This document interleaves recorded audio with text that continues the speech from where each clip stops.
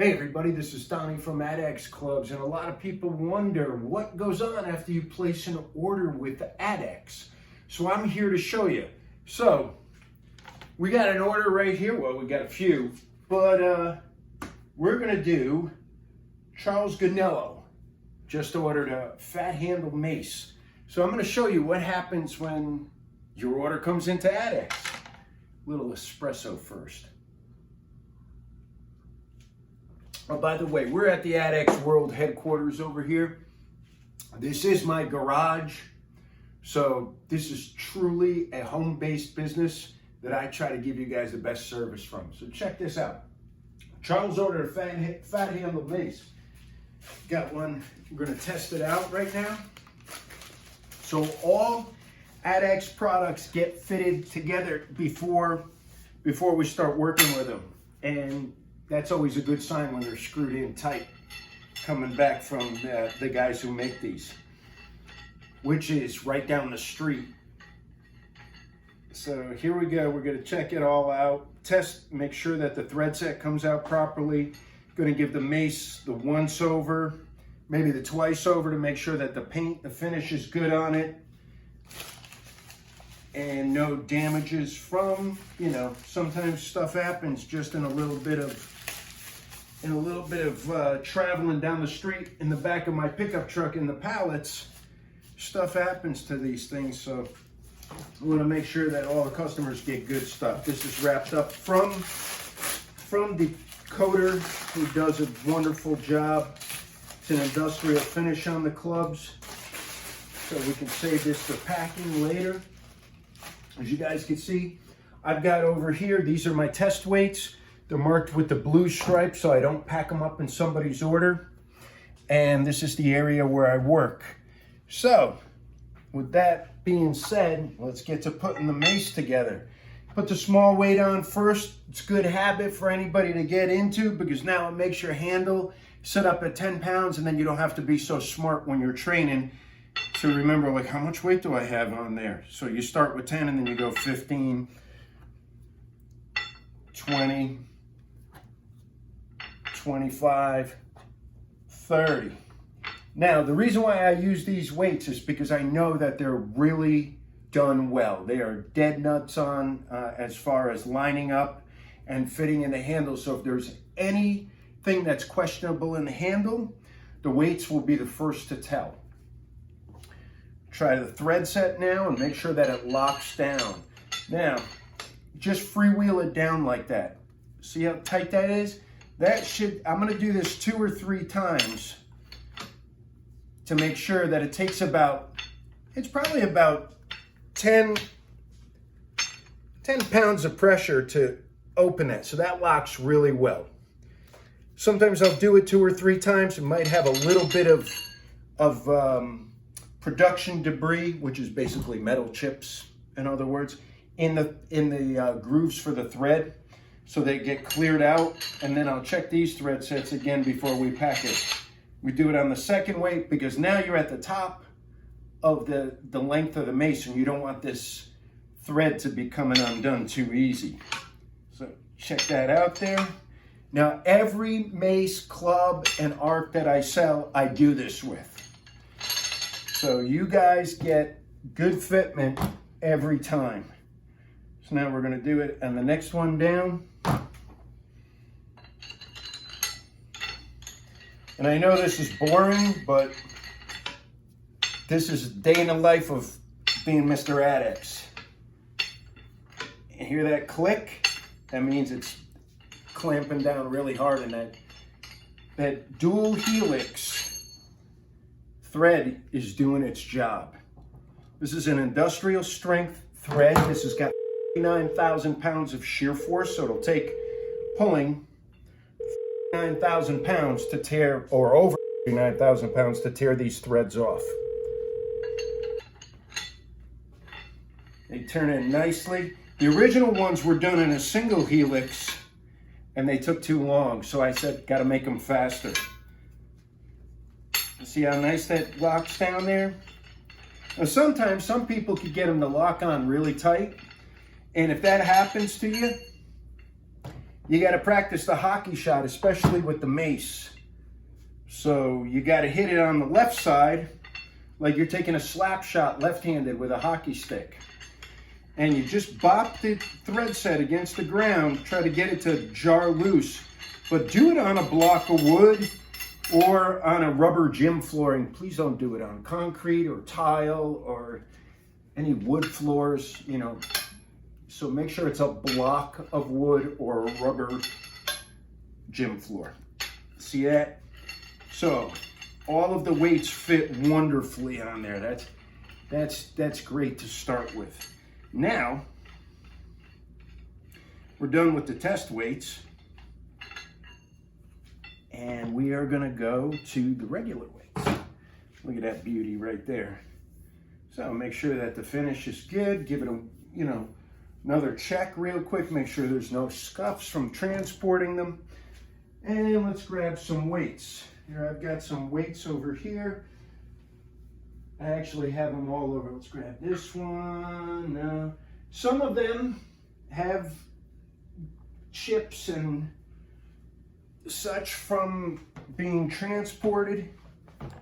And I got to make sure that they're all okay. I give them a light dusting to make sure that my pollen doesn't reach you guys. It's allergy season here. Make sure everything looks good. Now here's something that you're not going to see too often people doing, but I actually insert the pins in every weight. And believe me, I do this, I've done them all. And I tap them in just like that. And the reason that I do that and I don't have the machine shop press them in, well, number one, it's to save them time and ultimately money on the cost. But two, I have to now look at every piece that I'm sending you guys. And I'm gonna send you a good product. And if it's not good, I'll make it good. So we try to reduce the chances of something bad going out. Now, every once in a while, a piece will get through. I had a problem with a thread set from an add-on kit. Rectified it though. Guy was happy to just switch it out. There was a chip further up the thread set that I didn't notice. But if there is an issue, you know, I'm not gonna give you a hard time about it. I'll change it out for you as long as it's a reasonable issue. You didn't run it over with the car. You know, if it's a manufacturing defect, or it's something that I overlooked, I'll make good. And let's grab the 2.5 pounder. That one's questionable. This one's a lot nicer. So we'll take this one. So even if it has a little nick in the paint that's too big to be ignored, I won't send it out. I'll get them redone. All right, so there we have our weight set. Now, this is gonna be a long video, so you guys get a cup of coffee, something to drink while you're watching me and I'm hanging out with you at your house. I'd like to say hi to everybody who's swinging a mace or thinking about swinging a mace. You guys are awesome. Now we're gonna give this set up one time to make sure that everything is on center, that they lock down nice, and that's good right there. So now we get to the arts and crafts project. When you guys take apart your maces and put them together, please be careful. Make sure you're doing it in a safe area. And before it goes, I get a little jammed up because I'm talking to you guys, but before it goes, I dab some Vaseline on the Adex. This is the only thing on the Adex threads. This is the only thing you have to do to maintain your Adex club, other than using it a lot. These things you could pass down to your great-grandchildren. Design them that way on purpose. Made in America, to last. See that? That's how that's gonna go out to Charles. This one actually goes to, I think I read his name, but I'm gonna say it again. Charles Ganello in Massachusetts. So, being that I don't have custom boxes made yet, because they're quite pricey, I'm gonna show you how I make a box to send your mace out. This is a standard U-line box. And it took a little practice, a little try. I'm sorry. It took me a little bit of trying to get it right. And I've got increments marked out on here as to where my measurements will be. So all the boxes will be cut the same. And they fold around the maces really nice, and they get there, you know, in good shape. I used to use a different type of box before, and the maces had, and I didn't do this with the boxes, and the maces used to get damaged. So, you know, other than that, this is the reason for the mace box being made like this. Otherwise, I would just throw it in there and really not care. But I actually care what you guys get. So I'm putting my straight edge here, and I'm clamping this to the table. By the way, the whole table is lined with what do you call this stuff, Lisa? It's like a cutting board. It's a self-healing cutting board. It's a self-healing cutting boards, for that who wants to know. Those who want to know, that who wants to know. My English is getting better as I'm getting older. I'm wonderful. Now, for those of you who know me, I had almost 30 years of holding one of these in my hand. This pizza wheel. And I found it was the easiest way to score or make a fold in the cardboard that I'm using. So check it out. Bang it right up against that straight edge, walk it right on down. Boom. See that?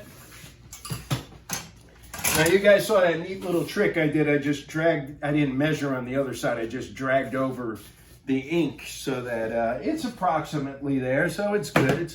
You know, it might be a 32nd of an inch off, but it's good enough for working with cardboard. So here we'll clamp this bad boy down again. Right there. And here. Set that up nice. Gotta look good in front of you guys. And again, the pizza wheel. Look at that. He's like a freaking pro. See that? Take off our clamps. Square goes back over here. Now, if you guys ever have to do this yourselves, just go to the kitchen, help yourself to the cutting board that is in your wife's kitchen or your girlfriend's kitchen. Take it. I said you can use it. Just use this thing. Use the hell out of it. Put slits and cuts and everything, and then put it back in the dishwasher. She'll never know. So, like that, I'm going to show you some precision stuff right now. So I kind of eyeball where the middle is of the box. And after doing this for a while, you kind of get used to it. Plus, all of the experience I got being a pizza man, you know, it kind of helps, you know, eyeballing stuff, because that's what we did when we were cutting those 8 slices for you, day in and day out. But I'd rather pack Maces. You guys are a heck of a lot more fun than pizza customers.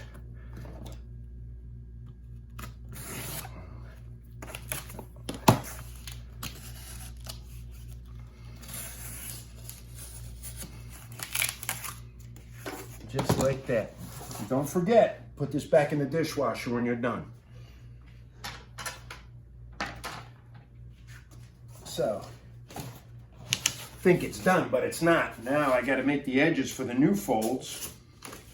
And this is where all your arts and crafts skills from, you know, the Civic Center when you were a kid that you went to in the summertime. Fresh Air Fund. Might have gone there too. Don't know.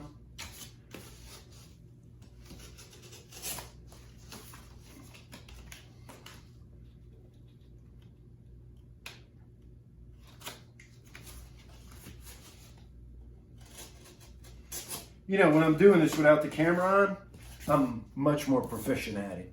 But the camera's here, so I'm kind of nervous because you guys are here. So, again, from the old pizza days.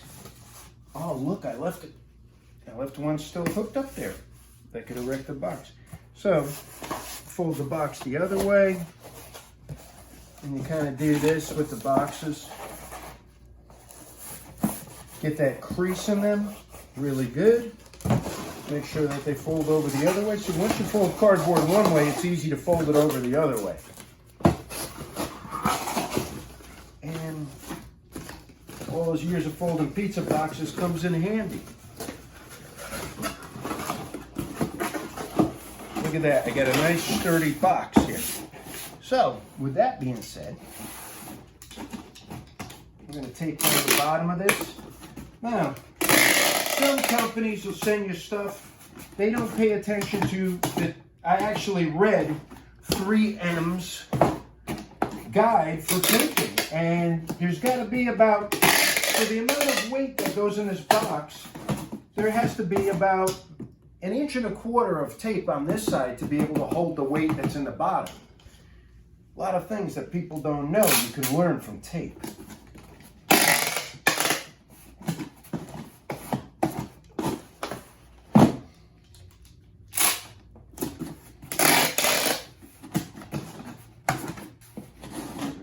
Here.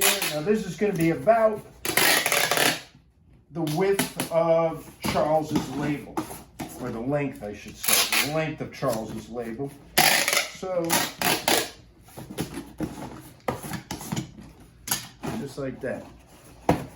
Now you can see when I was pushing up the tape dispenser on the tape, I'm actually adhering it to the box itself, and you'll see these lines come through like that, the grain of the box, the grain of the cardboard. And that is to make sure that the tape is actually stuck, because sometimes the boxes have a little dust on them from the factory, and the tape doesn't stick well. Now, if you can see the inside, there's 2 compartments now, because I tucked in that.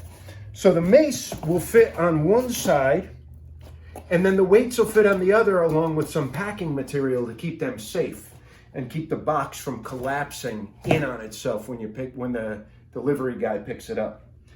So we're going to go over here to our craft paper. A little bit right there. Going to tear it that way.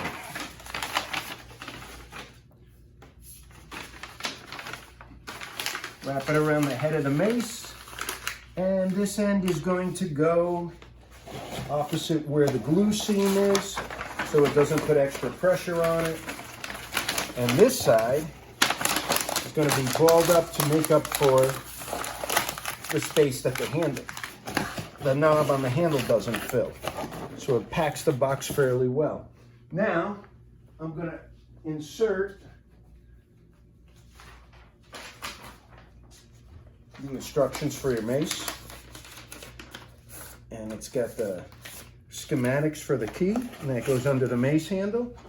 Back to our wonderful craft paper again.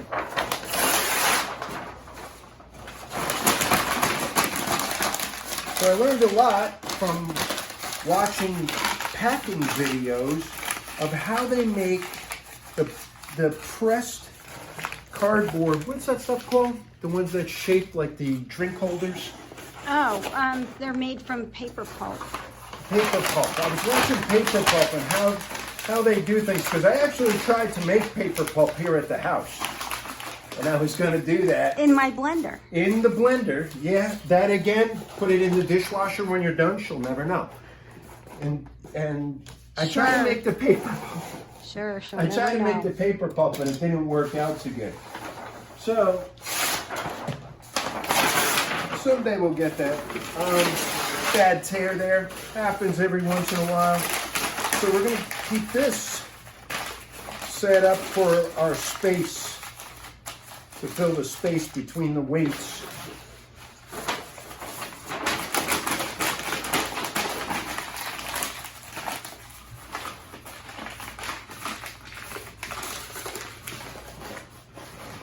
Now we're going to wrap up our weights, and I like to wrap them up so that they don't get scuffed up, because sometimes, you know, recycled cardboard has bits of glass in it nowadays and shards of metal sometimes, so I don't want it scratching up the weights, you know, before it gets to somebody. Somebody just paid good money for this, so I want to make sure it all arrives nicely. So we start with the 5-pounders. They get rolled up and tucked in. You know, I love doing this stuff right here. You know, when I'm sending out a product to somebody, you know, from start to finish, I try to make sure that it's a quality product. And, you know, my name is on it, so I want to make sure that you guys are really getting a good piece of gear when you're buying Adex products.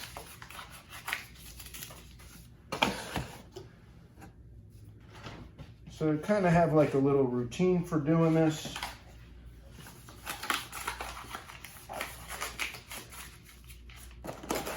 And the wax.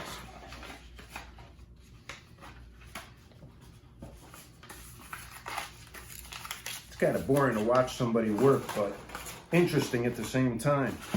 So let's take the paper that we squished up, and we're going to put that right between the weights to make them about the same size as the weights themselves. So there you have it. That's what it looks like when it's getting packed up. Now, to make sure that everything does get there okay, I keep a lot of extra cardboard around from my packing, and just to use for things like this.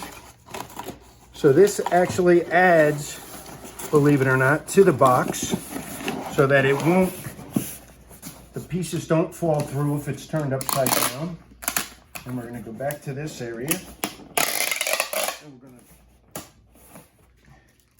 see how that box wants to tear open. That Mace is dying to get out and get swum. Thinking about a few 100,000 360s. So that's where we are here with the packing right there. Get that. Just talking a few times. Little baddie. And I try to seal the end very well, because we don't want this falling apart and spilling out its precious contents.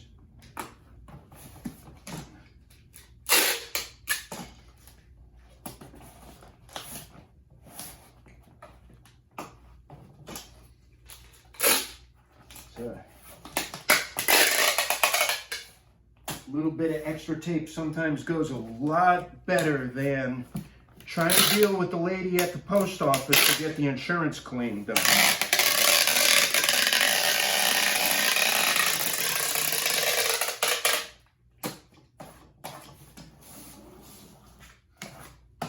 Smoothing it out again. Now, just when you think we're done, we're not. Now we're going to take some banding tape. We're going to put this around just to be sure. Now, I know this is a little overkill, but if you couldn't tell from my products, when in doubt, build it stout. So, right there, we're putting some of the fiberglass banding tape on there. This stuff is strong as heck. And let's see, right here. Now, the reason why I'm putting it around the other tape mark is because we're going to cover that fiberglass tape to protect it from getting rubbed on by other boxes if you slide over it during the handling. This one's going FedEx. During the handling at FedEx, so that it doesn't roll the banding tape off. A lot of places won't do that. They'll just send it out to you and hope for the best. I want to make sure you get it all in one piece. So anyway, so I'm trying to say that my packaging is just as good as my products. And here on the back here, we're going to put a few more pieces of tape to seal the ends.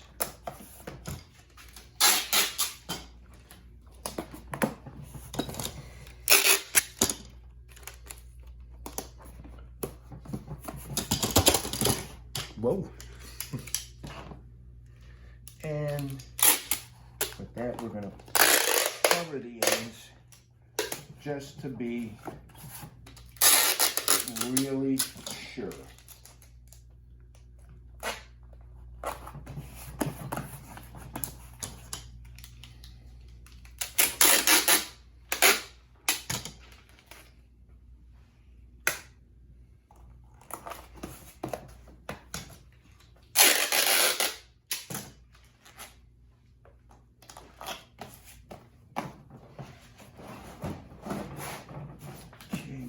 That's all okay. Now, I'm going to use my straight edge right here to make sure that what I did with the tape dispenser is holding. Just like that. And this is Charles. Put him right here. Old school paper cutter. This was from PS 114 in New York City. Shout out to all you guys.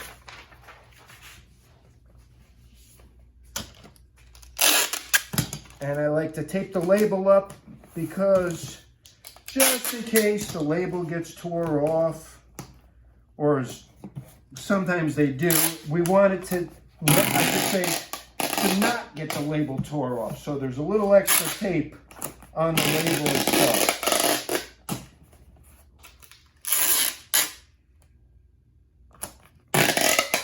Being sure not to cover where they scan it,